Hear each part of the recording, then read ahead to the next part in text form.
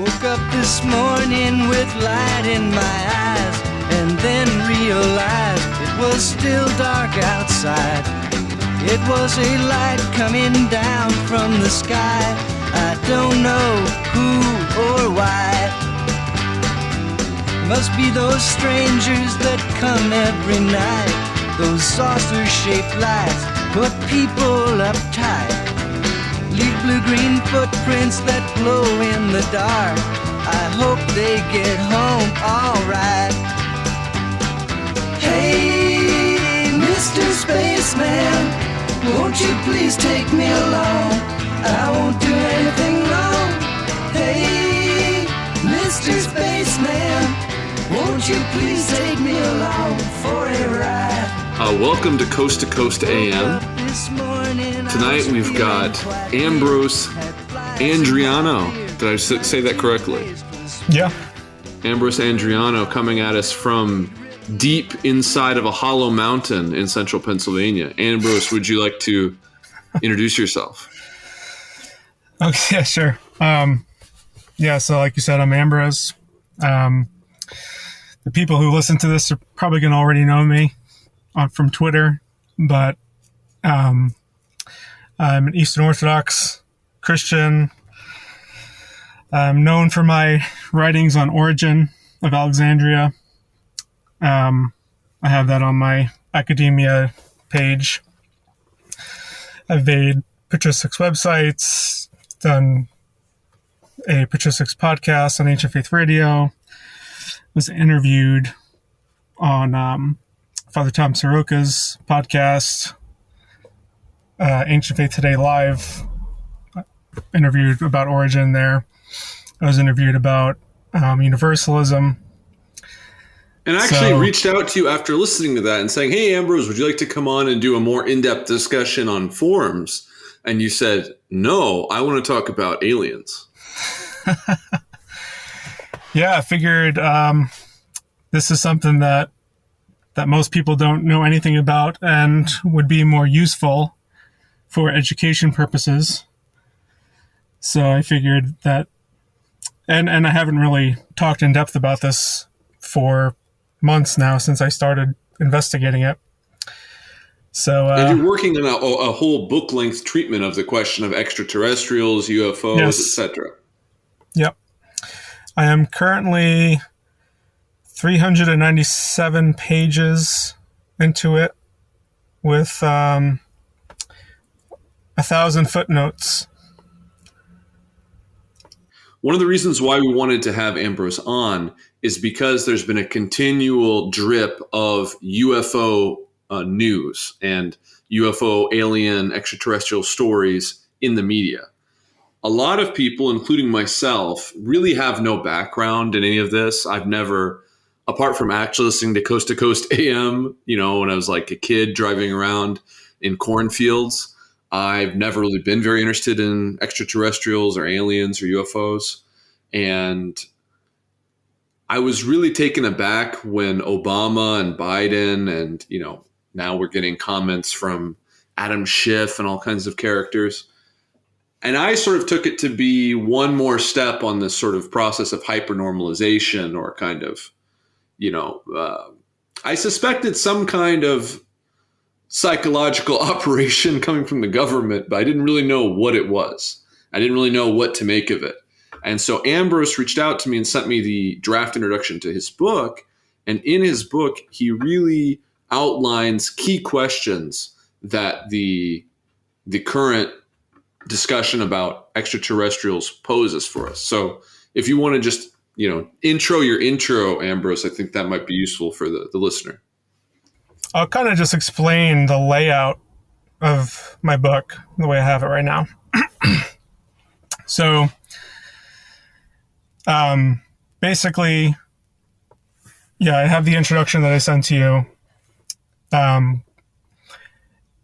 And my first chapter is like all about refuting like dismissive skeptics. And I basically go over all like the different things that people come up with. I explain like the abduction phenomenon, the contactees, and all the different arguments that people raise about like people just making it up for popularity, or they stole that from science fiction, or only crazy people see UFOs, and those kinds of arguments. And I kind of systematically refute them. And so that I kind of open with that to kind of get all of that cloudy stuff out of the way, to get people like taking it seriously. And basically the argument amounts to, if I can just summarize it, there are so many different stories, testimonies, claims made at different times and places that we can't just ignore or brush aside what's going on. Clearly there's some kind of phenomena. What exactly it is, what does it mean, how do we understand it? That is up for quite a bit of debate and discussion. And you yourself outlined 10 different questions that you consider to be difficult questions that must be asked. And I think I'm not going to read all of them here because, the book is going to come out and people should go out and buy it and read it.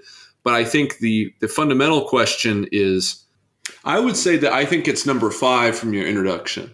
Is it possible that the gods, angels, demons, etc. of most ancient religions are actually misidentified extraterrestrials, all varying in power, technology, intentions, and morality?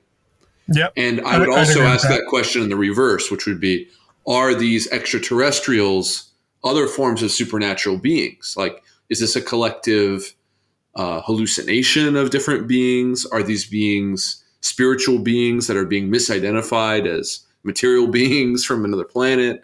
What's really going on? And I guess on the political side, what makes it really, timely is, well, why is the government taking something that used to be the domain of cranks and bringing it into, more and more normalized discourse? Yeah. I think you definitely pointed out the most important one, because the central thrust of my book is a probability study based on the ancient astronaut hypothesis. Okay. So I go over the probability of that theory being true. And then if it is true, what the implications of that are.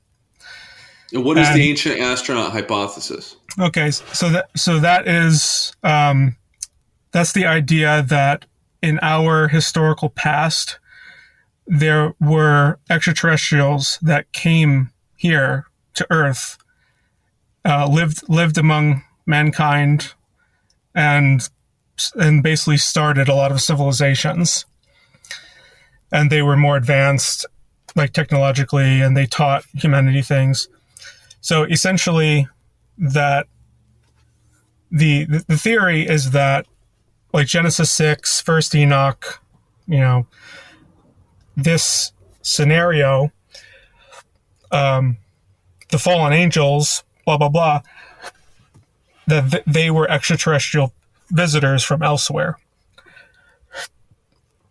And so that was the central theory that I'm covering in the book. And to take one step back, if people take extraterrestrials seriously, or even more simply, let's go even more one step back. Mm-hmm. We are having, the government, the U.S. government, people from the Israeli government starting to, or I should say the Israeli military, making noises about UFOs. If UFOs are real now, were UFOs real in the past? It depends on what the UFOs are. If the UFOs are really, vehicles or conveyances of extraterrestrial beings, and that's happening now, well, wouldn't that be happening in the past or in the future as well? I think these are the kind of basic questions that start to get asked when this Pandora's box is open. But what really is like at this time now, where at time of recording here in June of 2021, what is going on that's prompting these discussions and thoughts? Can you maybe summarize what is being what the governments of the West, et cetera, are talking about with these UFOs? Okay, yeah. So this all started in 2017, late 2017. I think it was December. The New York Times broke a story featuring Luis Elizondo, who is the head of. He was the head of this private Pentagon program called ATIP. And that stands for Advanced Aerospace Threat Identification Program. This is the guy that came on 60 Minutes, right? Yeah, he was one of the people featured there. And so Luis Elizondo was studying this secretly for the Pentagon since, I believe, 2008. And the reason why this was significant is because the government has been saying since like Project Blue Book in like the 50s and 60s that they no longer were investigating UFOs, and like this isn't something that they care about and all of that. And then come to find out that they've been privately maintaining their investigation of this topic without telling anybody. We should pause here because this is also coming as we're, multiple years, we're speaking in the plural of years of the, coronavirus pandemic, where discussion like 1 year ago of the lab leak hypothesis was totally verboten. And now people are just, openly talking about it. Like, of course, it's no big deal, And I think a lot of people, whatever the reality of the UFO situation is, and Ambrose is writing the book about it. I have no idea personally. It just seems like it would be easy to believe based on what's been going on with so many things from coronavirus through the political realm, all down the line, that, tomorrow we could just switch and say, yeah, the UFOs are real, little green men are in Area 51. I would not be shocked if, Jon Stewart tomorrow is getting on TV being like, of course there's always been little green men, why not? Yeah. Anything could change at any moment, Yep. So, so that story broke in 2017. And surprisingly, like, it didn't really maintain traction. Like, people were interested in it for a week, and then business as usual, everyone forgot about it. And there have been like essays and articles and things written since then that have just done the same thing. Like it would get all this traction for a week and then it would die out. And so, yeah, like you mentioned, 60 Minutes was a thing that happened recently where they did a whole program that was essentially just a reiteration of what came out in 2017. We're still talking about this Nimitz event, the USS Nimitz, that happened in, I think it was 2004, with like Commander David Fravor and stuff with the Tic Tac UFO.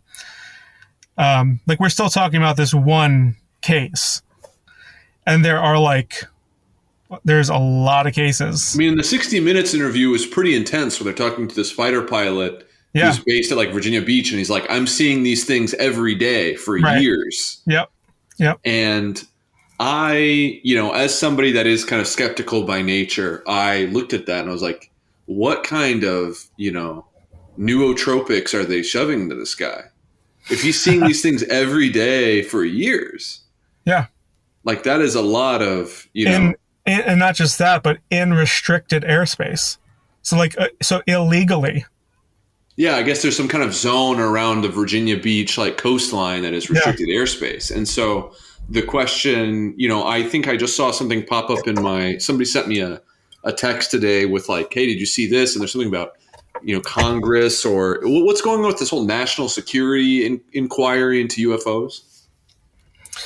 Yeah, so there's this like call to kind of get some like kind of report written up about all of this, which I'm I'm not too optimistic about it. I don't think it's really going to go anywhere or say much of anything, but we'll see. Here I have the direct quote. Let's be good. Let's be fake journalists here. So I have the direct quote here. We take the issue of unexplained aerial phenomena seriously to the extent that we're dealing with the safety and security of U.S. military personnel or the national security interests of the United States. So we want to know what we're dealing with. Senator Maloney, a Democratic congressman from New York, told the New York Post. So they're concerned that these unexplained aerial phenomena pose a threat to the safety and security of U.S. military personnel and to the American national security interest. Yeah. That's a pretty strong statement. It is. Yeah. I mean, they're talking. I mean, I could go through. There's a bunch of things. People can look this up, but obviously, men like Adam Schiff, are talking about the Russian UFO threat and all these things. So it's not clear to me whether or not what the government is trying to say is these UFOs are like weapons of the axis of evil, or how do you read the sort of drip of info coming from Obama, Biden, Schiff, etc.? So the one thing people need to understand about this topic is that, so the UFO topic in the government, like, it is the most classified topic in United States history, like more classified than the atom bomb, like more classified than anything. How do we know that? This is just based on like the literature I've been reading. Okay. And so like, and it's so compartmentalized too. So like Bob Lazar was like the popular whistleblower that came out, and I think it was like 1989, where he first like revealed that he was a physicist employed at Area 51, specifically the S4 facility, but he did go to Area 51 a few times. And his job was to reverse engineer an alien device. Like, it had its own gravity field, and they couldn't figure out how it worked. And the U.S. government basically told him, figure out how it works and build one. Like, that was his job. And he worked with one other person, and he wasn't allowed to talk to anyone outside of those two people. So it wasn't like any kind of, bouncing things off other scientists or anything like that. It's so compartmentalized. But then, and that's just with like the individual workers. But even if you like broaden that to like organizations, so like for the president to know what's going on with aliens, they need to be read in on the topic. They need to be informed. Well, Obama went on that late night TV show and said it's one of the first things he asked when he showed up. Yeah, the problem is like the majority of federal employees don't know anything because they're not on a need to know basis. And that need to know basis is determined by the people who are intimately involved. So like the higher ups at, say, Area 51, or, like the people who are tasked to, go out and retrieve a UFO crash if it were to happen. Like the president is not doing that. It's other people who are doing that. And those are the people who have the power. They're the people who say to themselves, do we tell the president about this? Do we tell so-and-so about this, Do you think this is a state within a state?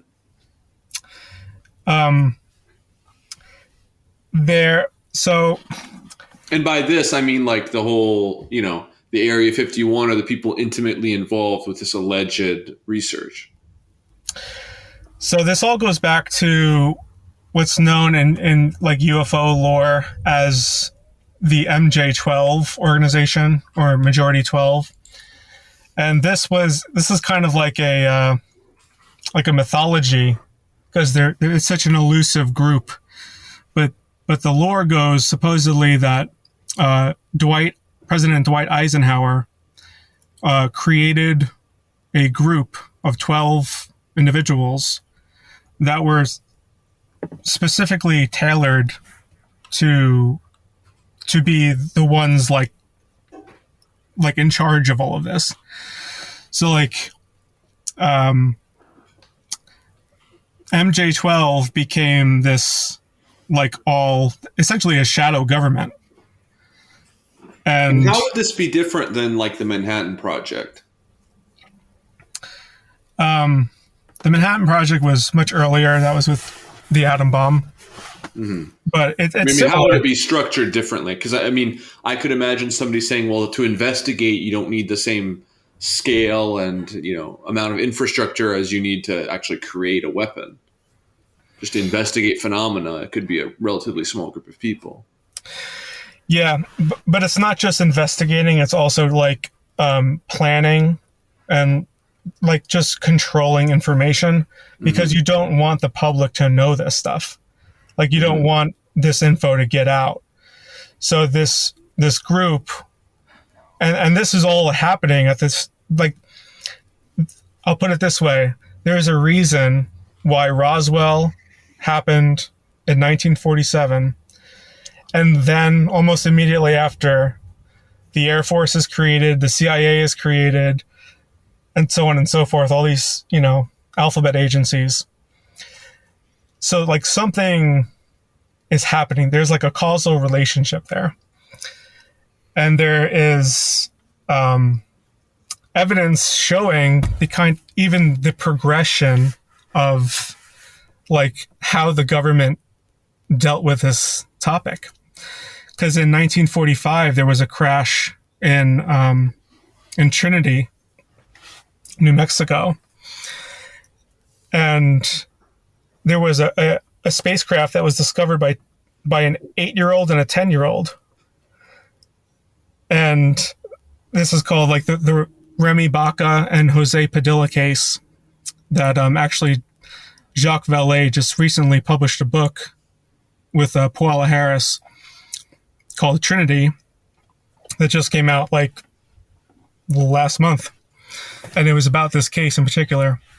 But anyway, like they talk about how like in 1945, this is 2 years before Roswell, the government action was very sloppy.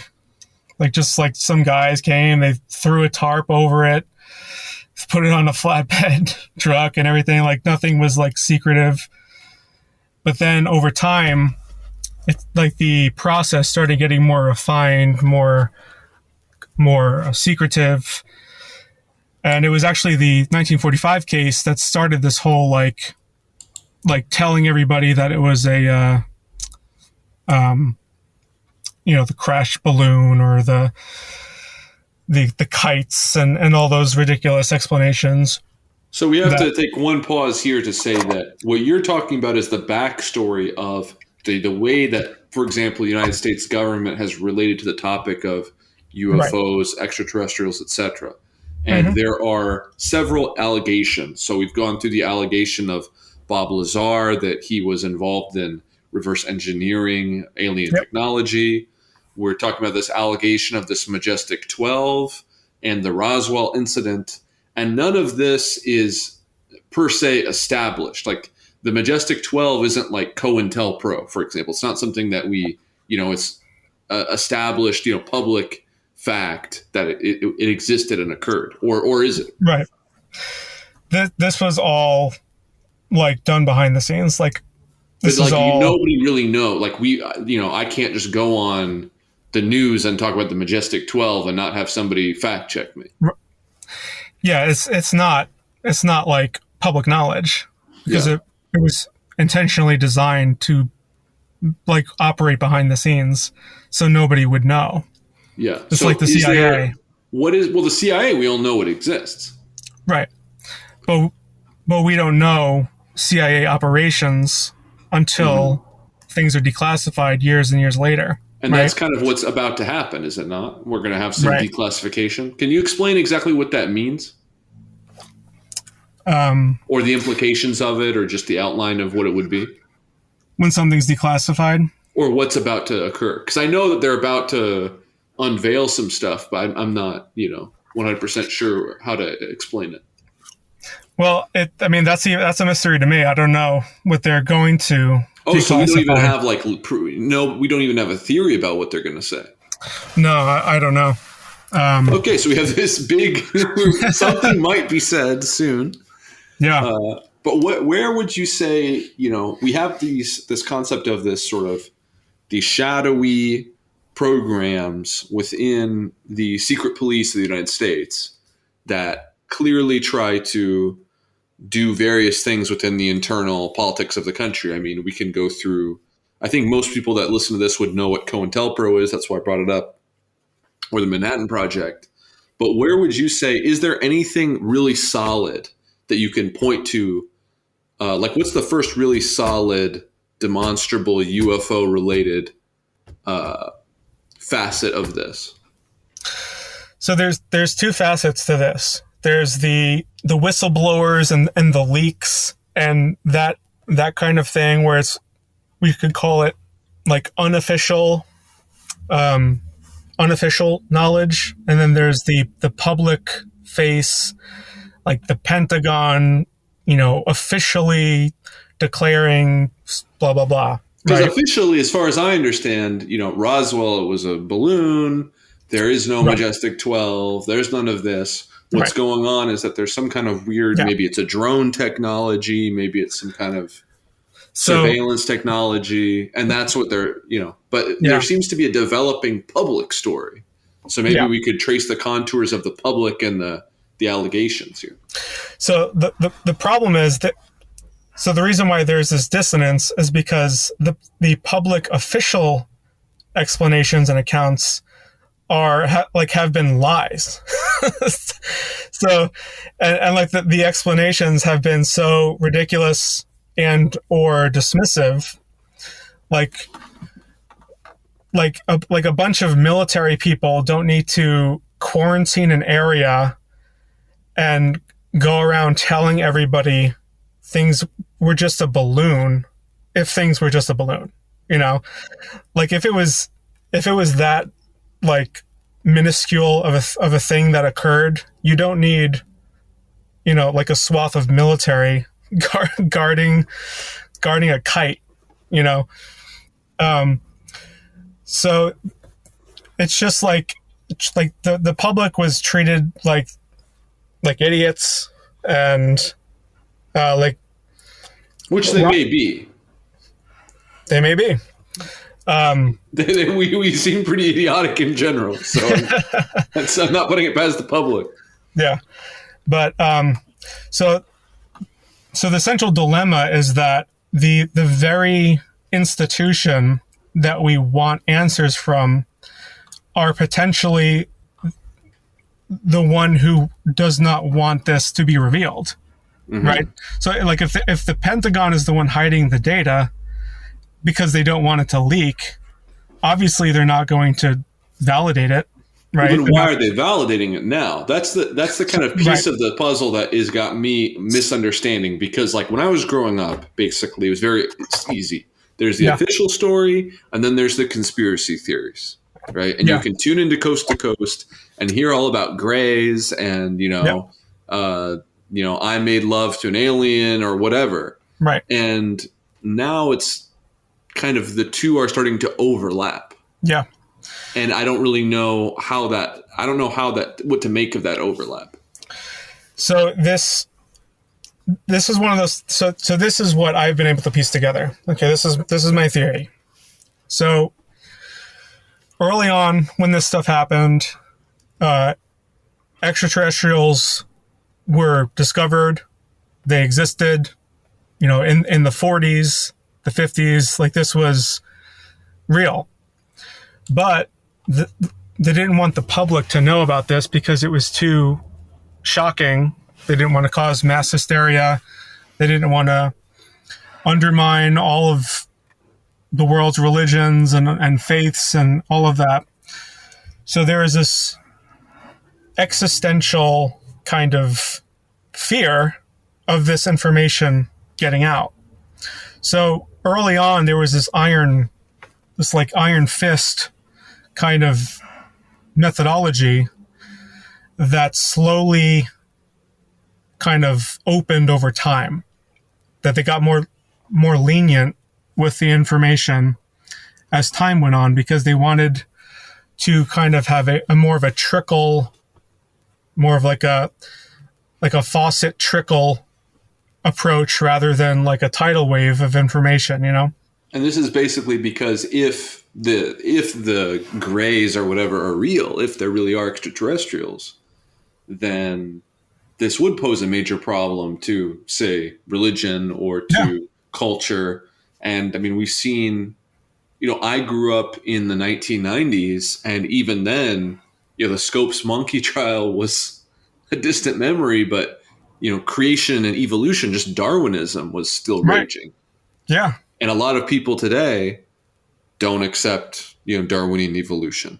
Right. And it's still a culture war topic. So if I was to say, exactly, not only, are you related to an ape, but there are weirdos flying around the, Mars or whatever, it would be really strange. Right. That would be very socially disquieting. And so the only way, if you were actually going to say, this is inevitable, we're going to have to let cue people in on it, you could only do that little by little. I think the problem that this theory, the immediate problem I see with this theory is that, well, how is it possible that they can, if there really are grays, how can they keep it a secret? Why aren't grays like showing up every other day? So this gets into some deeper content. Not like they found a relic. So it's not like they found an obelisk in the desert. And okay, we're going to hide this obelisk. Yeah. Apparently beings are like crash landing and all this stuff on Earth. Yeah. So without getting too deep into it, like, how does this theory make sense of the fact that, why can't I just like do a little, I can moon bounce a ham radio signal off the moon to like another continent. Why can't I just like ring up, Beta X quadrant Orion and like just talk to them or whatever? Yeah. I'll put it this way. There's many evidences to suggest that they don't want to be seen. They being the extraterrestrials. Right. So they have some kind of deal with the government to hide themselves? There is some evidence for that. Because I guess I'm still I'm willing to entertain and consider the evidence, but my base position is like UFO stuff has always kind of been a crank, sort of, pseudoscientific fake theory of, people that are like aircraft pilots or other sort of drug users and, clinical alcoholics. And now, because there's so much social, tension and so many society is so unstable, like we were talking earlier about hypernormalization, why not just like, throw some, and, let the people think about UFOs for a little while. I mean, they just botched COVID so bad, they being the elites. Why not, the ruling class come out and say, hey, well, you guys remember Roswell? And then that'll do a media cycle for a while. Like, doesn't that seem a little bit simpler of just as an explanation of, politicians just playing politics? So I just want to put something into perspective. One of the things that I really hammer home in my book is that just the proof, just to be, I guess, more scholarly, I won't call it proof, but substantial evidence that this is not a new phenomenon. Like UFOs are not modern. And one example of this is, I give a lot of examples, but one of them, which our Christian audience will find very interesting, is if you read Athanasius's Life of St. Anthony, chapter 11. Great book. Just read it recently. Yes. Chapter 11, when Anthony pretty much begins his journey into the desert, it literally says that as he's walking on this path, he encounters a, quote, large silver disc, unquote. Okay. I did recall this. Yes. Large silver disc that miraculously disappeared. One it was there 1 minute, disappeared the next. A parked saucer, if you will. Yes, a parked saucer. And there are many instances, like there are there's the account of, like, in 1460 BC, you have like the Nubians defeated by a star.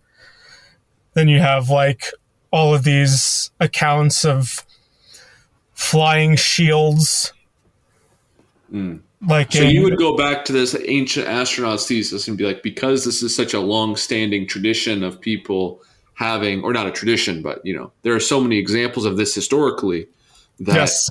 It's hard to just say, well, this began in Roswell or whatever. But is Yes. there, bracketing the ancient aliens for a moment, is there anything in the recent discussions from, like we've talked about, Obama, Schiff, Biden, etc., that, if somebody's sort of skeptically listening to this, being like, this is just psychological, this is just sort of misinformation, warfare.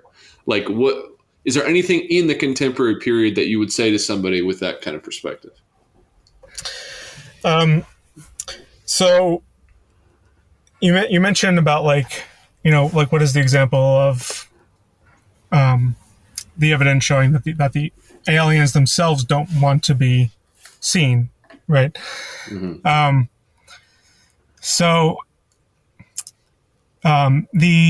think it was in 2019, the Jerusalem Post published an article about the Israeli defense minister, Haim Eshed, who he said that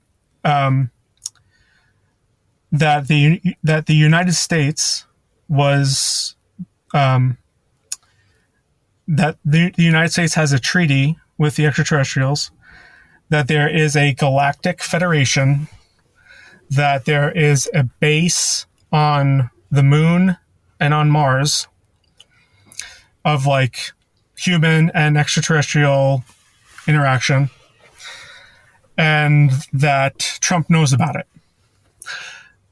That this all came out in 2019. Now that I am shocked that did not gain more traction, because that was like quite the expose. Because he just came out, he just did not care. He's like, I'm just gonna say it like it is. But this is kind of getting back to my thing about it being the domain of cranks. Is like, democracy is ruled by cranks.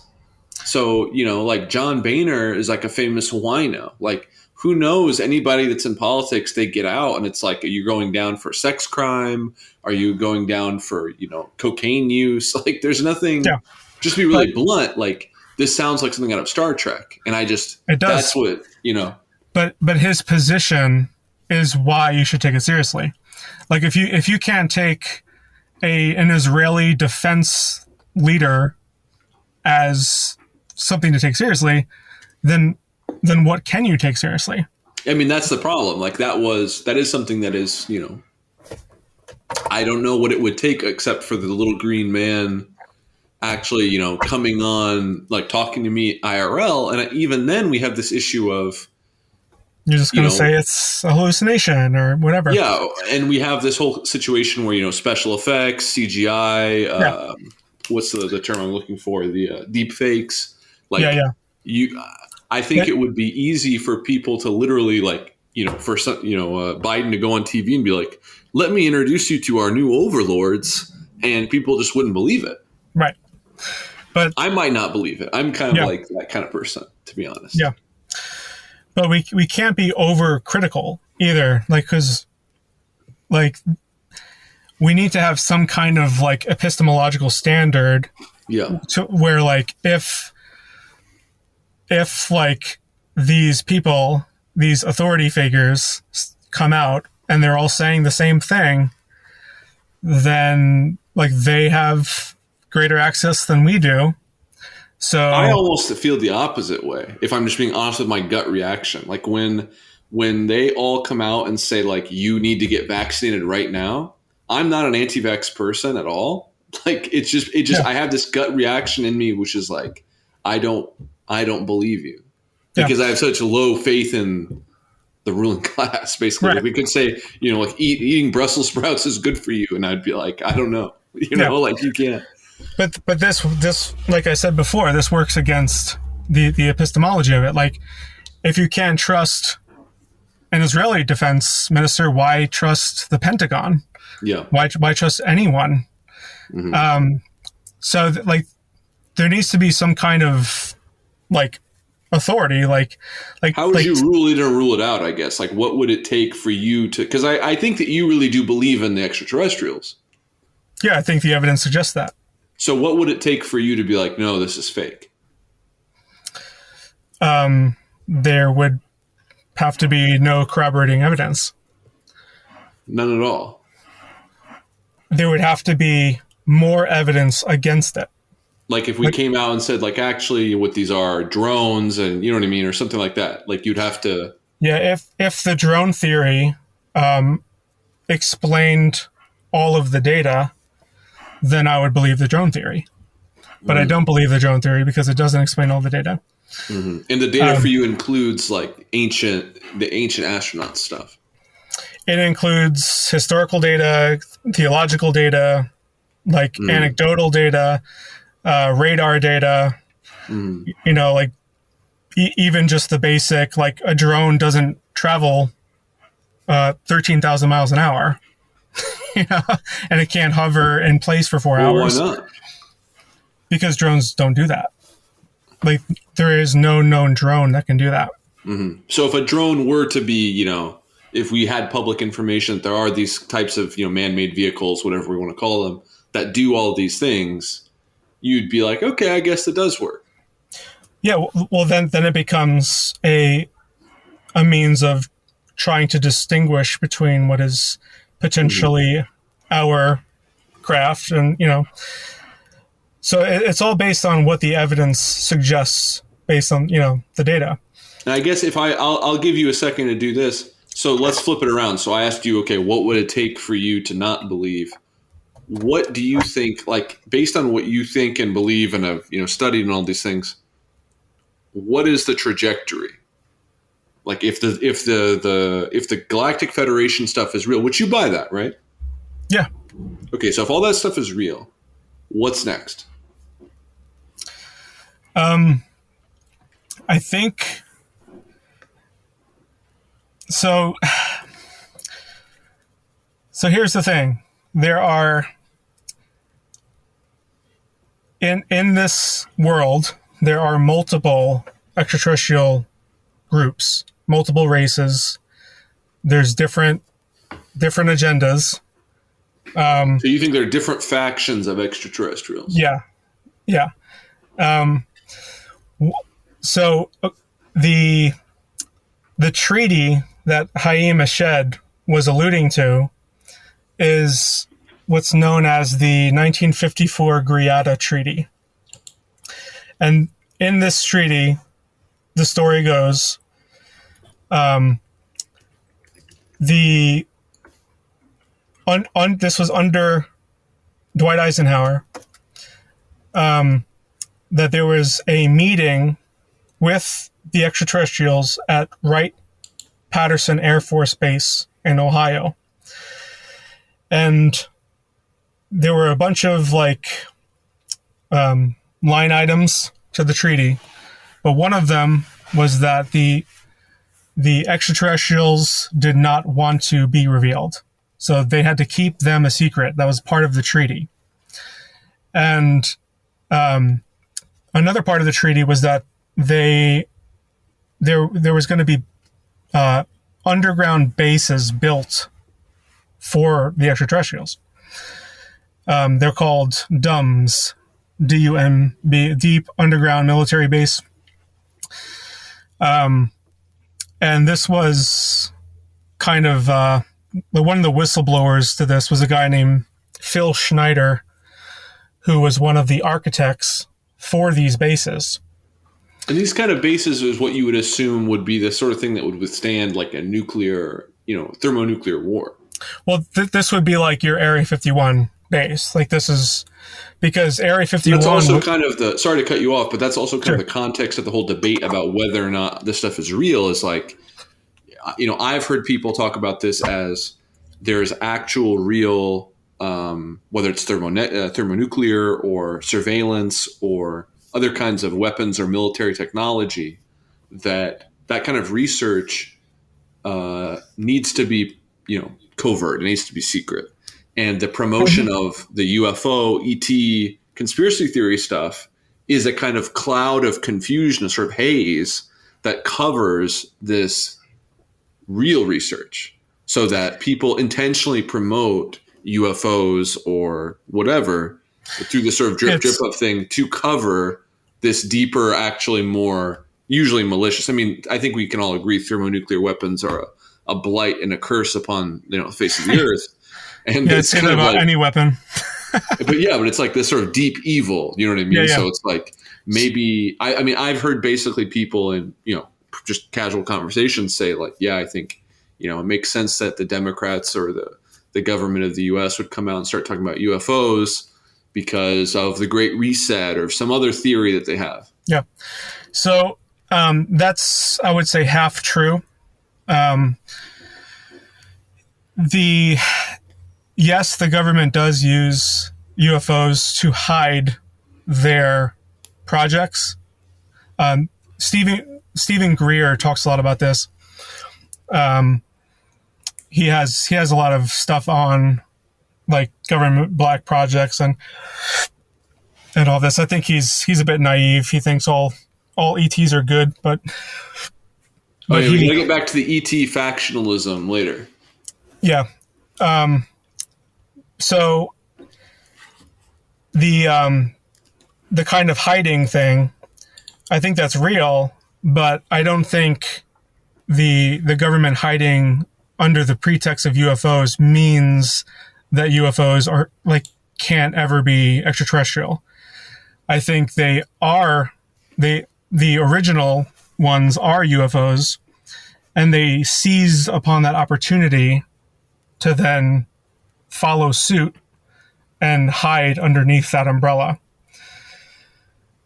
Because for one, like if they have this technology, right, which I think the government does have this technology, the question we need to ask ourselves is how did they get it? How is it that with no kind of like academic journals, peer-reviewed papers on physics and all of that ever being published on zero-point energy, anti-gravity technology, just nothing, all of a sudden the government just snaps its fingers and it has technology that is like hundreds of years ahead of us of what's publicly known, right? So how do we do that? Do we just magically figure it out? So I think it makes a lot of sense that Bob Lazar is right, that the ET technology came first and we just looked at it and figured it out. So if we go back to this sort of narrative, so there are these deep underground bunkers. Yes. And in the bunkers, what occurs? Because, you were in the middle of talking about these DUMBs. Yeah. Yeah, so that is That's where the ETs are stored or preserved or That's like their zone, or how does that work? It's kind of up in the air. Like there's some evidence for like some kind of like housing facility, some kind of like mutual cooperation. You have the 1954 Greta Treaty happen, and then you have 1955 is when Area 51 was built, which is a year later. And so the idea is that this is where these interactions are occurring between government officials, people who are actually in the need to know, and extraterrestrials. What more goes on, like Bob Lazar is one piece of that puzzle, reverse engineering, alien tech. So basically the idea is that you have a kind of diplomatic exchange where, right, we give the little green men room to do their thing. They give us room to do our thing. So I'll nuance that little green men moniker, because that's kind of misleading. That term actually comes from the Kentucky Goblin case, where it was like this one case that got popular, and a woman described the alien as a little green man. But most of these encounters are actually with what is called the Greys, who are gray in color. Sometimes they're tan, and they're the stereotypical look alien with a big bald head, the big eyes, 3-4 feet tall. And there's, like I mentioned, there's different races. That's only one of them, and they're said to come from the Zeta 2 Reticuli star system. There are tall grays, so like they look just like the little ones, but they're just taller, and they're more intelligent, and they have psychic capabilities. There are what's called the Nordics, or the Pleiadians. There's like a bunch of different names, but they basically look like tall, blonde, blue-eyed entities. They look like people. There's praying mantis entities. See, this is also where I start to really lose hope with all this stuff, because it just sounds so absurd. Like, it does. I was visited by a giant, great, like, praying mantis. Like, I would personally, I'd be much. How do I put it? Like, if somebody, if it was some kind of bizarre cephalopod in a tank, I could probably believe, okay, maybe, like he's in a tank of like some weird gas that we've never even, noticed on Earth or something like that. So on the praying mantis one in particular, there's quite a few places you could check out. There is an interview with former AFOSI agent Richard Doty. He went on an interview recently with Jimmy Church, and Richard Doty was like one of those, like, essentially kind of like a CIA kind of guy.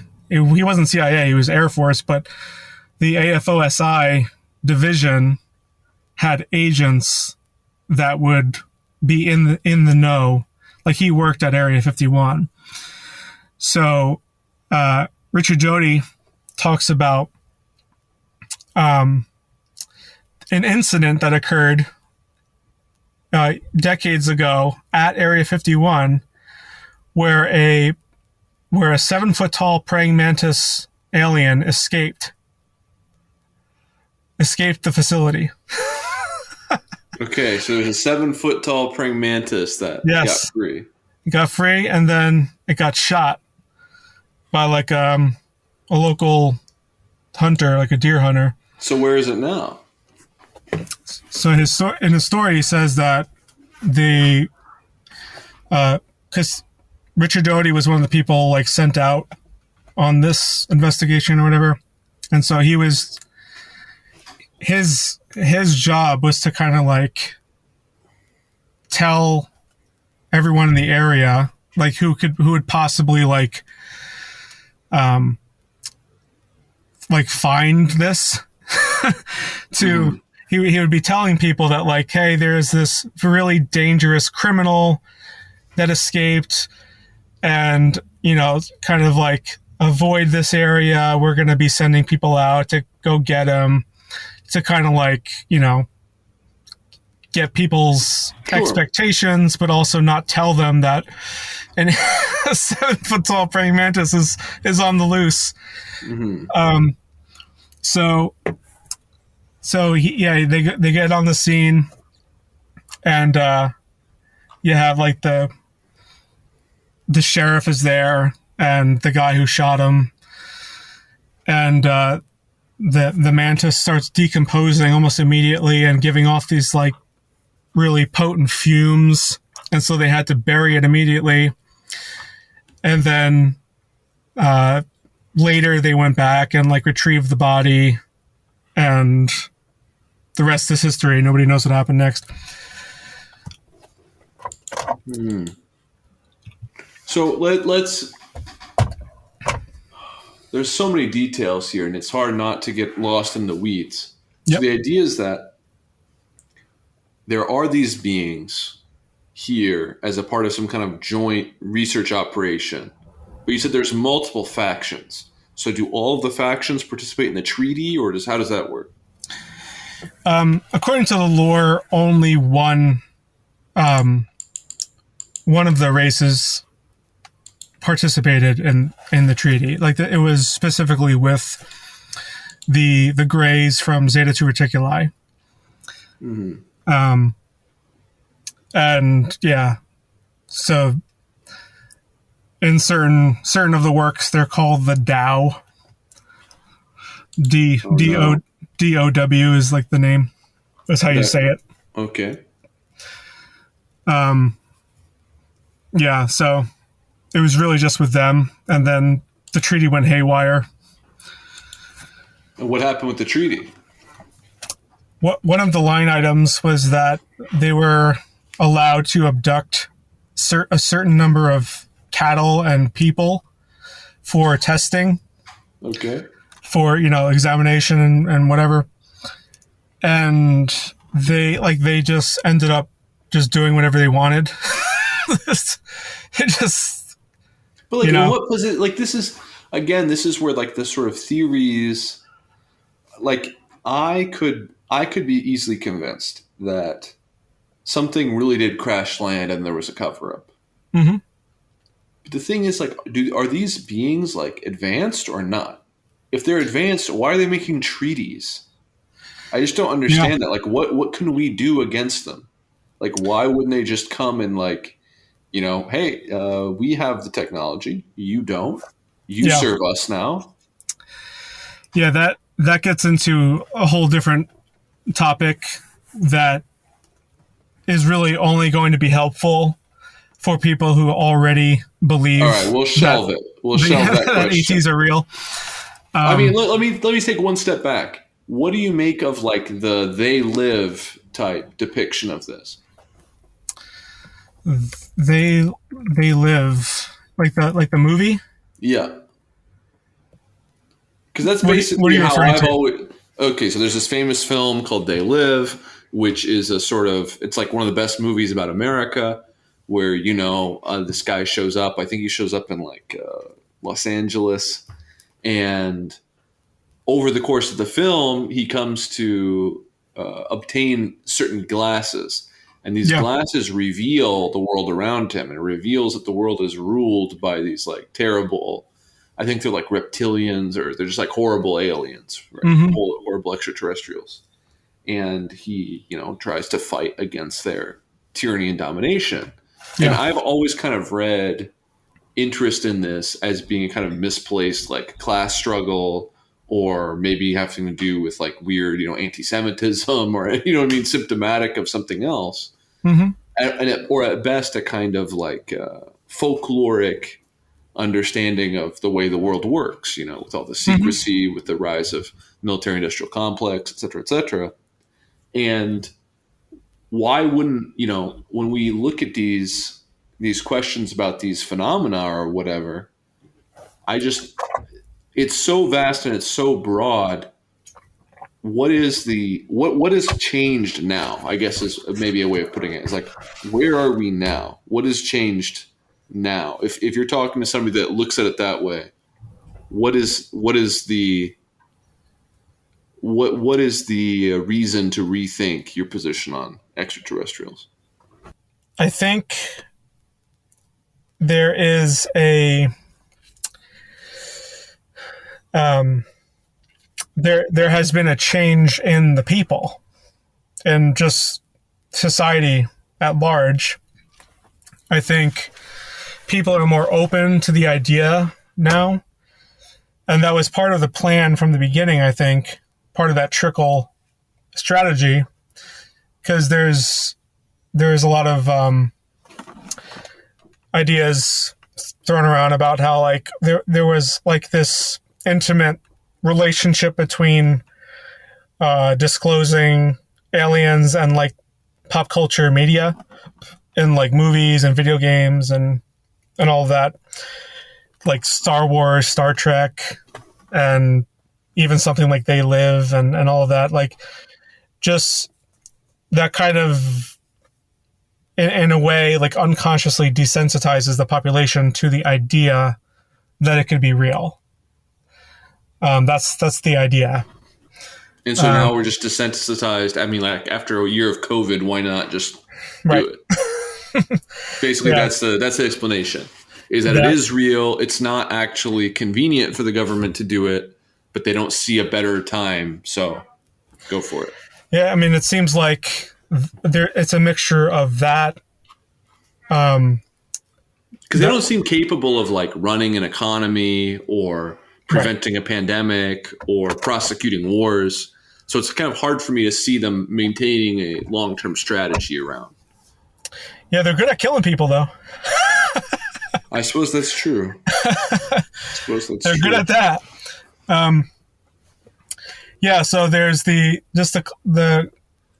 because even Haim Eshed said this in his article, in his interview. He's like the reason why I'm saying this now is because 5 years ago I would have been called a quack, but people are more open now. Even academia is more open now, and I have nothing to lose. Like I've done all that I wanted to do. I'm an older guy now, so like who cares, pretty much. So I think more and more people are like having that attitude. How does this relate? I mean, I asked some friends for questions for you, and I think we've kind of outlined the basics here of what is at stake. Before we get into like the sort of grab bag of questions, is there anything more to say? I mean, I think you've basically elaborated the case. I guess maybe we should hit the factions one more time. So what are the various factions in your understanding? Are there good and bad ETs? How does that work? Yeah, so the main two are we talked about some coming from Zeta Reticuli. Yeah, like they're not like there's some evidence suggesting that they're not operating alone, that they're actually like under the control of a different group, which are like the your classic lore about the reptilians.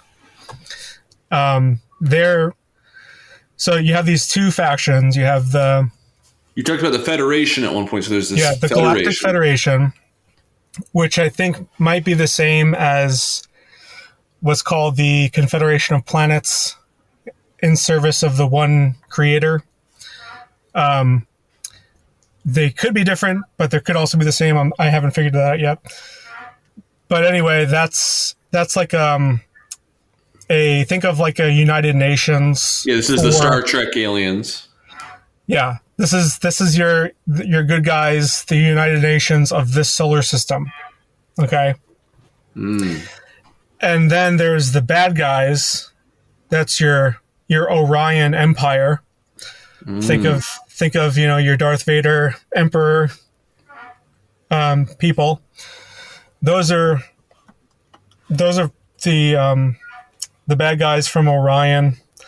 They're mostly reptilian humanoids, and they've basically colonized planets and take over, and a lot of the Greys are under their control. But then there's also, I believe there's also some Greys that are part of the Galactic Federation. So each of the races there's multiple has species and various factions. Right. So like there isn't like just one like this species is good and this species is bad. Okay. Just like any people group, you have good and bad, among them. So, but like, why do they want to come here? Like the Earth is kind of a shithole. Like we're like, Yeah. The good ones want to help humanity ascend into like higher spiritual consciousness. So there's like a sort of compassionate faction, and then a compassion that just wants to, exploit for some resource or some reason. Yes, like some of the material talk about you have different polarities, the positive and the negative polarity. And the positive polarity is service to others, the negative is service to self. Pretty straightforward stuff. And if this stuff is real, where there's really these various extraterrestrial groups that have various, understandings or misunderstandings with human government, like what does that change? How does that change our conception of politics? It would change it pretty dramatically, wouldn't it? I'm not sure. I don't know. Well, think about it. Like if you're like most people's conceptions of politics, presumes aliens aren't real, right? Yeah, but even if aliens are real and they have this agreement with like Biden or whoever, well, what does it change about American life day to day? If they're just like doing research, abducting a cow every so once in a while, It may not change much about the day to day, but it would it could potentially put certain decisions into perspective. So, for example, like, why is the United States defense budget astronomical? Why is that? We don't seem to maintain a global empire where we can basically extract resources from wherever we want on the face of the earth. Against who, though? Against all the various peoples of the earth except us. Yeah, but it's like the amount of money funneled through that is just like it's too high relative to what we're actually doing. Like we don't need that much money for what we're actually accomplishing. Like on the face of it. But it's not to accomplish something. It's like, we're going to go destroy this Middle Eastern country so our friends in whatever business can make a buck. Yeah, but we could send a single bomb to destroy a country. Like we don't need $70 generate billion. More economic growth, more activity, or whatever. If you send, a bunch of Humvees that get destroyed because you have to build the Humvee, the Humvee employs people, blah blah blah. There's all this sort of pipeline of moving things around, and even if the Humvees aren't armored correctly and aren't actually effective at protecting from IEDs, it makes a buck for Halliburton or whoever's making the Humvees. So here's the thing. Do you remember that article that came out? I think it was in 2012 about how like there was like something like $12 trillion or something like that, like unaccounted for. Like they just lost it.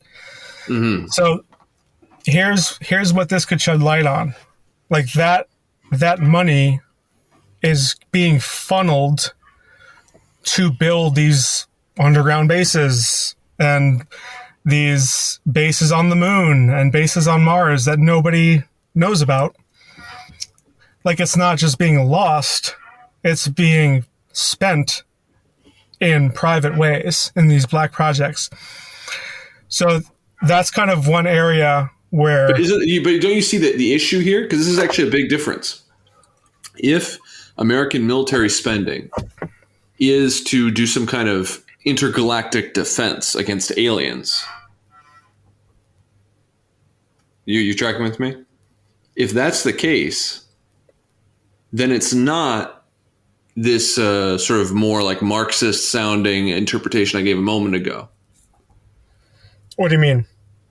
Like, I could easily see somebody saying that, the function of UFO discourse is ideological, and that what we're trying to do is give an alternate explanation than the machinations of capital for why certain things are occurring, right? Because the UFO thing has so much explanatory power.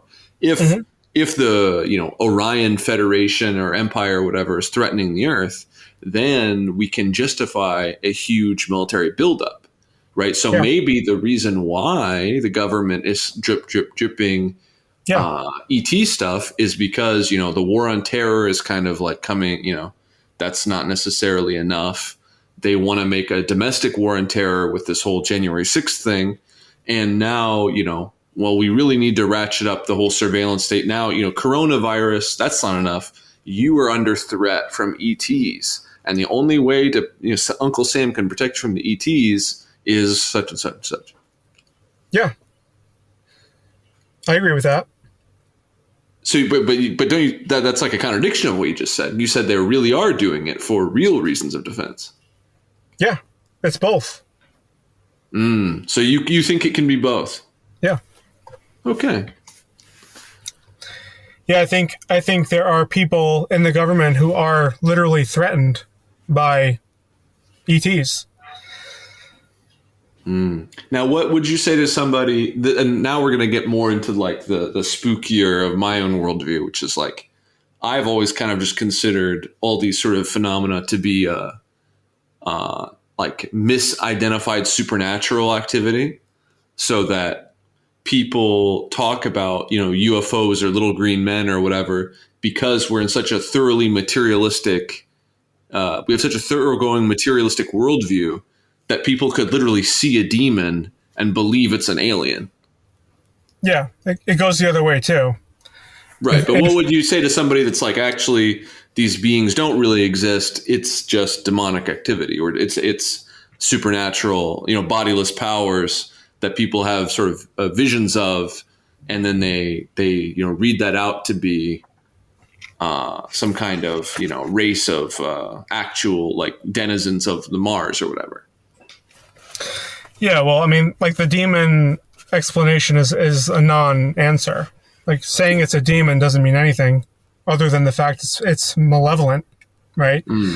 That doesn't say anything about, taxonomy, origins, where does it come from? Like, where does a demon originate? It doesn't really explain the saucers. Yeah, and I mean, even in the Old Testament, you have the idea of a flying fiery chariot and all this stuff. Like, the lore has been there for thousands of years. So yeah, like the idea that it's like when people say, I could identify it with a demon, but that doesn't really change the overall discussion much. Right. Like just because it's a demon doesn't mean it's not an extraterrestrial. Like you could have like I said, a demon just means it's malevolent. So what makes more sense is that, well, I guess calling it a demon would also mean that it doesn't have flesh. Like, you couldn't actually find like a dead gray, because a dead, Well, that gets into like ancient presuppositions about incorporeality and things like that may be outdated, that may need to be updated. Yeah, I hold to all of those. So people don't agree with me on that on a regular basis. We don't need to get hung up on the difference between flesh, but Yeah. spirit and soul here. But So like for example, like you have in the Old Testament, you have the example of the young Samuel and Eli, right? Samuel gets contacted telepathically 3 times. He hears something saying, Samuel, Samuel. And he goes to tell Eli, right? Something's talking to me. So in that world, that context, a telepathic communication would have just been interpreted as a conversation with something incorporeal, right? But aren't you just doing the reverse? Because they would have seen it as a conversation with something incorporeal, and now you're reading it as this like paranormal activity. Well, here's the thing. There's good reason to do that, because in certain ufological works where there are transcripts of people talking to extraterrestrials, I have one of them in my book talking about how the ET tells the contactee that they're talking to them from their flying saucer directly above their house in the upper atmosphere. So they're linking a physical location to the source point of their telepathic communication. So that opens up a discussion about telepathic communications in the past. They could have been sourced in a physical location. So this does open up quite a bit of metaphysical questions, which maybe we can get into at a later time. I did want to turn, unless you had something else right now, I wanted to turn some of the questions that were submitted by the audience. Yeah, go for it. So I alluded to this, but one of the questions I got was, will aliens, actually, no, this is a better one to start with. Who knows more about this, Obama, Schiff, or Trump? We did have Trump forming the Space Force, which I think generated a little bit of chatter. I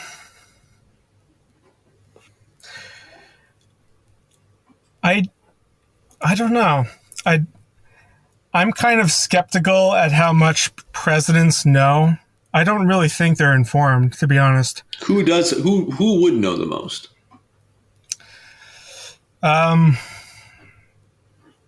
People directly involved with these like clandestine projects, like people connected to Lockheed Martin Skunk Works, people connected to Northrop Grumman. Like these are, I think, like you go onto Skunk Works website, they say like over 80% of their operation is classified. I see. So I think these are where you would probably look. I don't think presidents are read in that well because they're in and out, Career politicians would be a little different. Maybe Putin would know. Putin would probably know, yeah, for the Russia stuff, because Russia has their own operation with that. Another question I got was, will aliens unite the parties? I heard they signed a contract with the American government. I think we alluded to this contractual theory before, but what do you think about uniting the parties? Well, the parties are already united in corruption. You just took the words right out of my mouth. They're both bought by corporations, so what does it matter? Yeah. But do you think that maybe I think what the question is getting at is less, it's not really that and more like, will this lead to some kind of major, are the aliens working to orchestrate political, like re-architect American politics? Can you elaborate on that? Like, for example, if I was in advance, like take a Star Trek episode. The good guys in Star Trek come in and they don't want to, mess up the natural development and blah, blah, blah. But they do this kind of like, soft power campaigns to try to improve situations, right? So even if you're like a compassionate alien, you might come in and say, you know what, let's try to lead humanity towards a brighter and better tomorrow, right? Mm-hmm. And so basically, do you think that they interfere in politics on Earth, or they're not really interested in that? I'm trying to think about the different Like sources I read. aliens looking at, for example, the 2020 election. Do you think they care who gets elected? I can't recall any evidence for that. I haven't read anything about like anything talking about like getting involved in politics. Nobody asked this, but we could ask the question: are the aliens comrades? Are the aliens communists? Are the aliens trying to aid Trotskyist groups in South America in the 20th century? Well, it depends on what you mean by communists. Do you mean to say like an economic model, or like, as a philosophy? In the sort of Star Trek world, they all of their petty problems of the past have been resolved. They would be aghast at homelessness and all the, you know what I mean? Yes, some of the books I read talk about certain races that have completely hold all things in comen. They're not completely done away with money. That they just don't have any economic system. So there's some of that. All right, I got another question here. What is their favorite social media platform? I would probably say Reddit. Why Reddit? Because Reddit is where all of the whistleblowers go to write their threads. Oh my! Oh. If you look for the Canadian Defense Minister Paul Hellyer, he went on Reddit in 2019 and basically was like totally transparent. He is like in his 90s, talking about aliens. And then you have recently, this just happened in March, a former high-ranking defense agent in the United States. She goes by the alias Anjali, Anjali. She wrote and her credentials were privately validated by two of the moderators, like her, W-2s and all that. And she talks about her experience encountering extraterrestrials in the Mojave Desert, and she in particular encountered one of the praying mantis ones. And so you can go check that out on Reddit. All right, so they love Reddit. They are Redditors. Another question I got is this part of the Great Reset? So I'm kind of out of the loop on what that even means. What do people mean by the Great Reset? I think this came up from the sort of a World Economic Forum where they talked about restructuring the global economy and society. It's kind of, on the one hand, you can get into sort of the really trash, verging or explicitly anti-Semitic conspiracy theory stuff. The other side, you can get into a more perhaps optimistic reading of it, where basically like the year of Jubilee.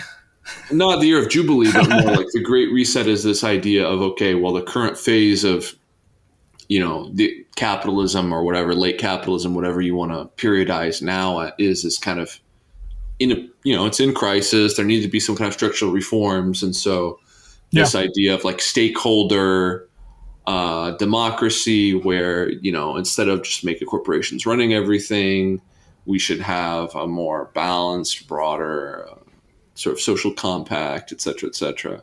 And then a lot of people connect it with the sort of lockdowns and the coronavirus sort of COVID governance. And this idea of, now we're seeing these new techniques of surveillance, control, state of exception that's sprawling beyond what even existed at the time of the, like the beginning of the war on terror. So is the Great Reset, I guess, the Great Reset being this sort of like theory that there is a sort of concerted effort amongst elites to intentionally change society? If we just put it very broadly, like would the elites be needing to do social experiments to change? Like would the ruling class really need to restructure society as a part of this drip acceptance of ETs? And I guess I would tack onto that, if that's not too much to have a tack on. Like, what is in it for the ruling class? Like, why would they, like, what is their end game here with the ETs? For the Great Reset thing, I don't see why that would be a kind of top-down thing. That sounds more like a bottom-up thing. Like for example, like what millennial has a very high opinion of Amazon, right? Or like Walmart, like these, or even like our current like medical system. Like these are this idea of like the call for structural change is something that happened organically, like from the bottom. And so I think it just makes sense that the top part of that are just trying to accommodate the changes, right? Yeah, so I'm not sure that's even like a reality. Yeah, It's the like Great Reset is kind like of bringing in a whole nother topic into the discussion. I told people I'd ask the questions. And what is it in it for the ruling class, all this ET stuff? What's the upshot for them? What in particular? Like you talked about, okay, well, we have this like new generation of leadership and maybe certain treaties with the ETs have kind of fallen apart. So what is what does Obama or Biden or any of these people get out of their dealings with the ETs? And why would they change up the public story now? I don't think they get anything out of it. Like the presidents, I don't think they even have a complete understanding of what's happening. Because, like I said, because of the compartmentalization. So if the real people who are in the know don't think a president who's just going to be there for 4 years needs to know everything, then of course they're not going to really know what's going on. Oh, what about the people, for example, the bourgeoisie as a class? Like what is sort of their interest? Are they threatened by the ETs? Are the ETs going to come set up shop and open a competitor like to Amazon or something? Like what's going on? What's kind of the game theory there? So like I obviously don't know what people in the government are being told by extraterrestrials. So you think there's really a small number of people that have any clue? In the government, yeah, for sure. Okay, so there's a very small number of people that have any clue. Yeah. What is their intention? What are their goals? Your guess is good as mine. I'm not sure. Okay, we don't know. That's fine. That's a fine answer. What are the other questions? I do know that one of the guys in the Pentagon, I think, is a solid actor. His name is Christopher Mellon. He's a good guy to follow. I trust him because he said on Joe Rogan that he had a childhood experience with a UFO, which is kind of the reason why he has a personal stake in it. and it's not, it's clearly not just like a job for him. Mm-hmm. So those kinds of people are who I look out for who's like a trustworthy source when they're in such like a bureaucratic governmental position like that. Because Christopher Mellon's like really high ranking in this regard. Well, this leads into one of the questions I got, which is, what famous person is actually an ET?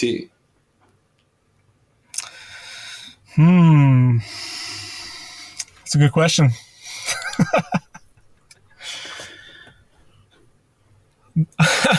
There have been a lot of assertions about that.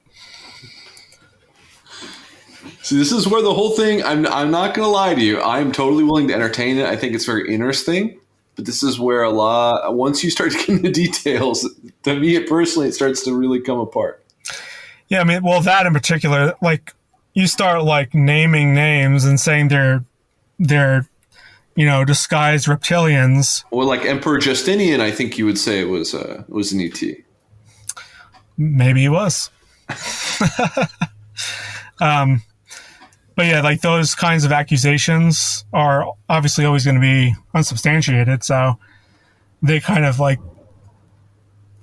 But is that even something that you think happens at all? What's that? That, ETs would disguise themselves and walk amongst mortal men. Oh yeah, I do believe that. Because angels do that. The scripture says that we entertain angels unawares. So they've been doing this since as far as we interacted with them. Okay, we're going to have to get back to the cosmology and the metaphysics if we have time, but I do want to finish these questions out. Can you please tell the Mormons and Scientologists that they have the situation wrong? Well, do they have the situation wrong? Like, why aren't you a Mormon if you believe in all the CT stuff? Well, that's a pretty big brush there. Like, what do they mean? Just like they're wrong about everything? Well, I mean, like, are the Mormons right? Like, did, or I guess this would be more Scientology, but like, did Xenu come in from another planet? Like, what do you make of these kind of interpretations of the ET UFO phenomena? I haven't looked into Scientology too much to like give an informed opinion about that. They have a galactic federation. They have this kind of like casting souls into volcanoes thing. That gives rise to mankind. I don't have a clue about that, but basically, Scientologists believe in ancient aliens. Yeah, I mean that's fine. I don't see a problem with that. You should look out. There's a classic. I think it was a South Park clip where they explain the Scientologist cosmology, and it just has this thing on the bottom of text, a chyron that says this is what Scientologists actually believe for the duration. I think I've seen that actually. I forgot. Yes. But yeah, like, I don't have any kind of like ideological opposition to believing that something like Mormonism began as an interaction with an extraterrestrial. But the actual doctrines of the Mormons, would you take issue with that? Yeah, I mean, you could take issue with any doctrine. No, you can't take. I'm saying, there are some doctrines that are kind of like unimpeachable. No. Well, I'm saying like it all depends on your paradigm. I see. So, there are certain things that other people would disagree about the things that we believe, right? So, but disagreeable doctrine doesn't invalidate an extraterrestrial contact. I see what you're saying. Okay. So that's kind of another, they're two different discussions. Right. So Joseph Smith might have actually had some kind of contact with some ET. Yeah. An extraterrestrial can, in theory, be wrong. I don't think extraterrestrials... Or maleficent. Right. I don't think they're omniscient. So would you think that to go back to kind of like the more Christian cosmology, do you think all angels and demons are ETs? Like it's just a one-to-one, or is it some of them are and some of them are? I think to one degree or another, there are many points of potential distinction.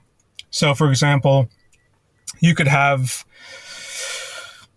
Because I would be very open to thinking that like Joseph Smith was in contact with like an evil spirit, for example, or he had some kind of misunderstanding of some spiritual experience that he had. But when we go to, it was an ET, but an ET could also be a demon. Now it's like, you see what I'm saying? Yeah. We also have to make a distinction in even that. Like, why are we calling something an evil spirit? Are we saying that just because what they say is wrong? Is being incorrect? Does that necessarily mean it's evil? So there's even that distinction to be made. But then there's also, you could kind of see it as a spectrum of evolution. Okay, so you can have, let's say, this hypothetical human who lived on Earth, let's say 20,000 years ago, right? Mm-hmm. They have now died and entered into a higher state of existence before any of us were born. So from our current vantage point, they would be a higher being, but they're also an Earth being, right? Now you can kind of make that same kind of conceptualizing for any planet in any time period. So it kind of opens this up to almost an endless possibility. This gets back to your sort of original questions in the introduction, which I thought were very thought-provoking. And I guess if we can just make one circle here, one more turn. Mm-hmm. There have been perennial questions in the history of, human civilization. There have been perennial questions about theology, for example, questions of what happens when we die. Mm-hmm. What happened, like reincarnation, the transmigration of souls. Yeah. This has been something that happens in multiple different civilizations, cultures, have back and forth discussions with some traditions rejecting this concept and others embracing it. Mm-hmm. And when it comes to introducing a concept like ETs or UFOs, to me, it doesn't really seem to change much of what's at stake, because all you're doing is multiplying the problem out onto multiple planets. So I know that in your introduction, you kind of poo-poo people that are taking the line that I'm about to take, but I'm going to do it anyway for the sake of the argument. Sure. Which is like, the fall of man and the corruption of the earth is a serious question, like the question of theodicy, the question of how can evil occur? Mm-hmm. And there have been works of science fiction, which I think are, worthy reads and thought-provoking, like C.S. Lewis' Cosmic Trilogy, that consider, well, if there's life on Venus or life on Mars, are Venus and Mars necessarily fallen because Earth has fallen? Or what would a fall or a sort of Edenic, paradise state on Venus look like? And I think these are, questions worth considering, but fundamentally the theology of it doesn't seem to be at risk. Like, if there are aliens on, living inside of the Mars' surface, do those aliens need salvation? It's the same question of like, do human beings need salvation? Okay, so it's just multiplied out. It's kind of like multiverse theory. You just take all the same problems and multiply it. Doesn't really. It's not, though, and this is why I dedicated a substantial part of the book to addressing this. You only sent the introduction, so listeners, I'm not trying to be difficult with Andrew.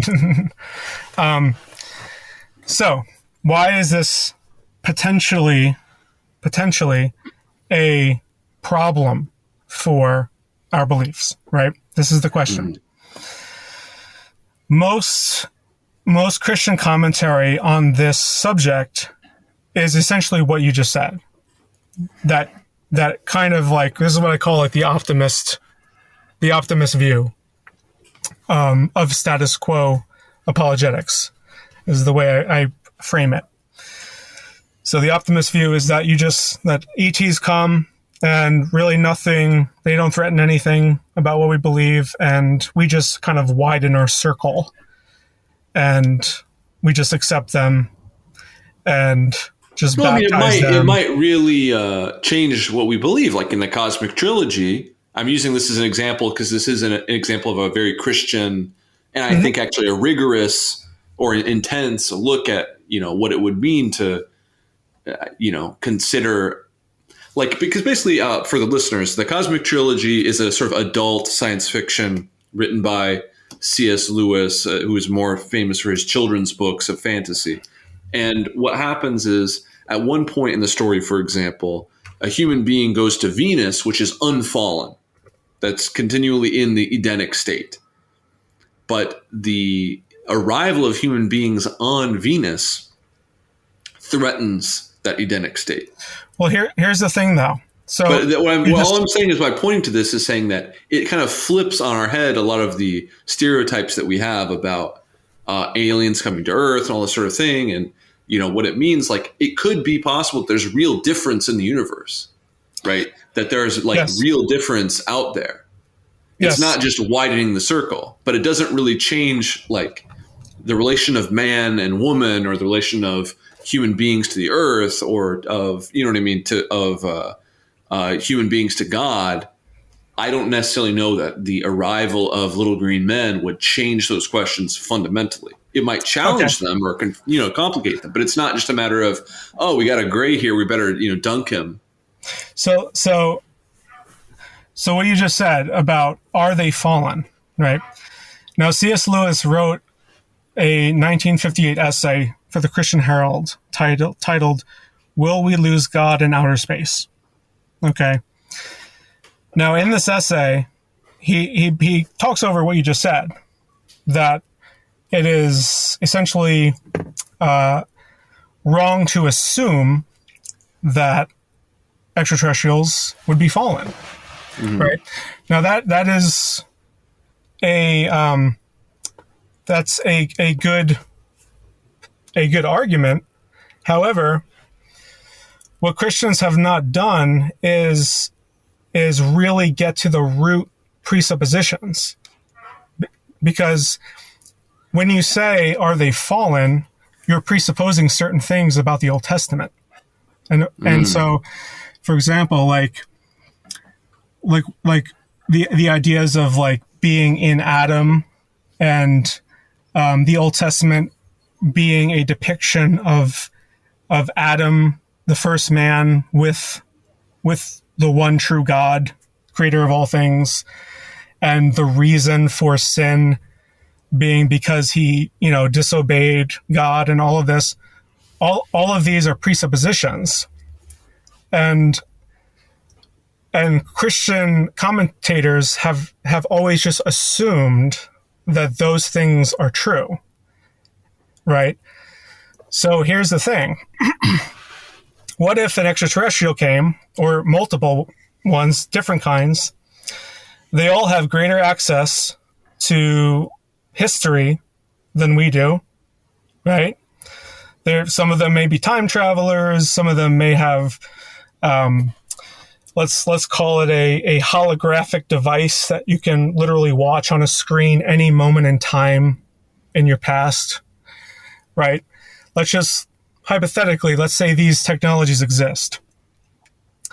What if they said, actually, that person you call God in Genesis 3, Genesis 2, right, is not actually God. That's actually one of us, right? All of a sudden, the underlying presuppositions of doctrines such as original sin and the fall and all of that become radically reinterpreted. So these are the kinds of questions I'm asking. What do you mean you use the passive voice there? Can you rephrase that in the active voice? What about do you the mean? radical reinterpretation? Well, so for example, like extraterrestrials could have. No, I understand the hypothetical, but I'm saying who is doing the reinterpretation? If we are met with a greater objective epistemological standard, then we would be forced to reinterpret our beliefs about history. But I don't think that would be a greater epistemological standard. You don't think a time machine is a greater epistemological standard than a bunch of translated text over time? But it's not a bunch of translated text over time. It's a common life over time. Where it's a living tradition that is passed through. A human being is essentially communal, right? But traditions change over time. Like Abraham was a Sumerian. Abraham's opinion of the world is very different from Moses, who is very different from the Jews under I'm not talking Babylonian about rule. all the historical details of the Old Testament. I'm saying if I was encountered by if a being appeared to me and said that, the Lord Jesus Christ is not, co-eternal with God. He's not the Word that was in the beginning with God and by whom, through whom all things were made. If I was encountered by a being that denied Christ, I would just assume it was a demonic being and try to, dispel it somehow, to exorcise it from my presence. Right. But why? Because we know for a fact that Jesus Christ is God. But how do you know that there is a objective reason, that there could be an objective reason for why they have that opinion? What if they said, I can bring you into my ship, I can take you back in time so you can watch the birth of Jesus, watch his entire life, his death, his resurrection. And like this is inherently a greater epistemological standard than just tradition. Because you're seeing it with your own eyes. It's scientific. Yeah, but this is, I guess, where we have the metaphysical disconnect, where I don't think you can scientifically prove or disprove that Jesus is God. Well, you have to think. What are like you can't show me any object that demonstrates that Jesus is not the Messiah, that's not God. Yeah, but you can't do it the other way either. You can't prove he is. It's based on faith, right? Yeah. But faith is not without evidence, right? We would agree with that. So we have to think about what are the underlying presuppositions for why we believe that Jesus is God, right? And and I'm not saying that all of this is surely going to happen. I'm saying that I'm just trying to play out, because this is an area that I think is very underdeveloped. Like, I've never read anything. I mean, we've talked about C.S. Lewis a little bit, who did treat this topic. Yeah. But this is not a topic that has been extensively treated by theologians. I think it's been. Yeah. I mean, maybe you've studied this more than I have, but I think the whole field of exotheology is rather primitive. It is. And that's one of the reasons why I'm writing this. Yeah, and it's one of the reasons why it's interesting to talk about it as well, because, as we're thinking, discussing right now, I'm kind of just riffing here, thinking as we're discussing it. We didn't plan this discussion, to this degree of detail. But when I come to think about, if extraterrestrials exist, that doesn't mean that, whatever they say is necessarily true. And just because they have advanced technology, that's no standard of truth. And just because they show you some, film strip of, oh, here's something that happened, that's no standard of truth. This is true. And I just don't think, like, at a certain level, you get to the base commitments of people and why do they really believe what they believe, Yeah. And it is something that merits deep reflection to a degree that I was not thinking we would get this deep in this podcast on this epistemological question. It's very difficult because you don't want to just go to a blanket fightyism. Well, I believe it because I believe it. Right. You don't want to do that. Yep. And you don't want to, I think you're conflating aliens and angels, to be honest. Like, I think if aliens are fleshly beings, then they can't also be, bodiless powers. But I think that's also a difference of sort of metaphysical framework, where I'm more comfortable with the sort of tripartite distinctions we were talking about before, of the sort of classical, late antique metaphysical systems. Yeah, I do address that corporeal versus incorporeal debate in my book. We'll see if you got to publish the book and come enough. back, and we'll talk about the details of the book. But what would you say about the Mormons, though? Do you think there are different planets with people that have ascended and are sort of ruling over them as gods? Who knows? I mean, do you think that the aliens are the gods of the nations? Are the aliens, like, to go back to the ancient astronauts? Yeah. You think like Baal is actually from like Orion or whatever? Yeah, I think the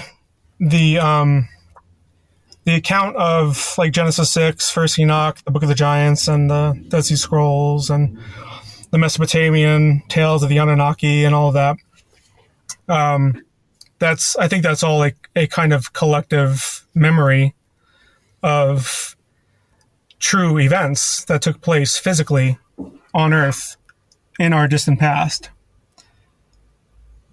And I think the reason why they're depicted as giant, like, 8 to 13 feet tall or whatever, is because they were giant. Yeah, but that can all be true, but that doesn't necessarily imply this alien concept. I mean, there are explanations made with some of your colleagues that you've worked with in the past have advanced theories about the giants, which do not involve extraterrestrials. Well, so like I said, like you can call them angels, right? But calling them angels doesn't mean anything. That just means they're messengers, right? That has nothing about taxonomy, nothing about geography. It says nothing. So it seems like you like the ancient astronauts thesis because it gives so much explanatory power. It does give explanatory power, but it also makes sense based on what we observe. So, for example, like in the past, they talk about the gods descending from the sky, right? You have this in pretty much every culture, from the Native Americans to even the Australians and all of that. You have these Aboriginal cultures who talk about being visited by sky beings. And our modern cosmology has a much more sophisticated understanding of what is up in the sky, right? It's not a a circle, flat Earth with a dome, and there's space beyond our atmosphere, and there's other planets, and there's hundreds of billions of stars in a single galaxy, and hundreds of billions of galaxies, and all of that. So we have a more sophisticated understanding of where something will originate if they're coming from the sky as their source point, right? So I don't think that's an illogical conclusion. Well, it does it does sort of assume a degree of materialism that I'm just not willing to grant. Well, if you read Genesis 6 and you have these people having sex with women and producing giants with their physical genetic material, that is a corporeal event. Like, you can't say that that's an incorporeal story, right? I mean, anybody can say anything. I'm sure there's an amazing allegorical interpretation of that passage if I go looking for it. Right. But you can't just take it in a vacuum. You have to compare it to the other. No, I understand. I think it's a serious challenge.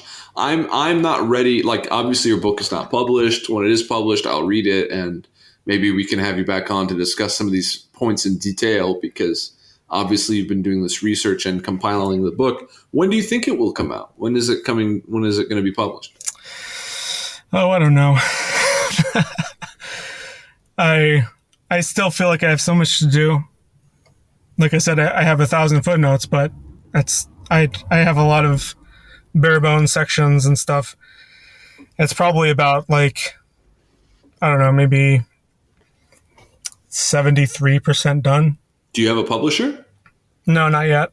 I was going to wait till I'm finished to start thinking about that. I might even like publish it for free. I haven't really settled on what to do yet. Okay, well, I think I don't, for the record, we were doing, this is another late night recording for me, so I feel my responses and questioning kind of waning as the night, drags on here. What time is it for you right now? It's at 2:00 in the morning. Oh my goodness. So I will thank you, Ambrose, and I appreciate your time. I look forward to the book, and hopefully you will come back in the future. Sure. Thank you very much for having me. And thanks for staying up so late. Hey, no problem. Is there anything you want to leave people with before we run here? Well, I guess just that this is an important topic, and people should take it seriously and not ridicule it, because it does have many implications on what we believe, and some of those implications potentially could be very serious. And so we need more. I can't be the only one reading this stuff. So I would love it if more rigorous thinkers and scholarly people will follow suit. Do you think that will happen? I don't know. I hope so. That's my my call. Are there competing, they're not xenotheological, what's the term? Exotheological? Are there competing exotheological schools that you could identify? I guess I would say the optimist school and the pessimist school. You have the... Oh, pessimists would be people like you that think this will really revise foundational doctrines. No. That's... the pessimist school is like the Seraphim Rose and all those people who say all the aliens are demons trying to... that they're all trying to demonic. deceive. Right, they're all demonic. They're all just pretending to be extraterrestrials to deceive everybody. That would be the pessimist approach, which I think is deaf to the data. And then the optimist approach is just that nothing can possibly change what we believe, and everything is going to be great. And aliens don't change anything about my faith. Okay, so there's the aliens are all fake and demonic. There's right. The aliens are maybe real, maybe not, but it doesn't really matter. Yeah. And then what would your sort of position be? I'm the realist, saying that some are demons, but not all of them. And it's too naive to say that there is no possibility where extraterrestrials become a threat to our theology. So I'm kind of being honest on both fronts. And what would it mean for like people's daily life, I guess, to get back to that question before we run, which would be like, if the government comes out tomorrow and says, hey, actually there are little, green men hanging out in Area 51. Do you befriend the Kentucky Goblin? Like, what do you do? Well, I would say the principles of Christ teach us to love your neighbor as yourself, right? So I'm just going to treat all my extraterrestrial brothers and sisters as brothers and sisters. Are they your brothers and sisters, though? I think all rational, conscious entities have some kind of mystical union, so we can call any rational creature a brother or a sister, I think. Mm-hmm. All right. Well, maybe the dolphins will inherit the earth on this one. We'll see. We'll see. But yeah, I appreciate you, Ambrose. Thank you for coming on, and take care. You too. All right. Bye-bye. Bye.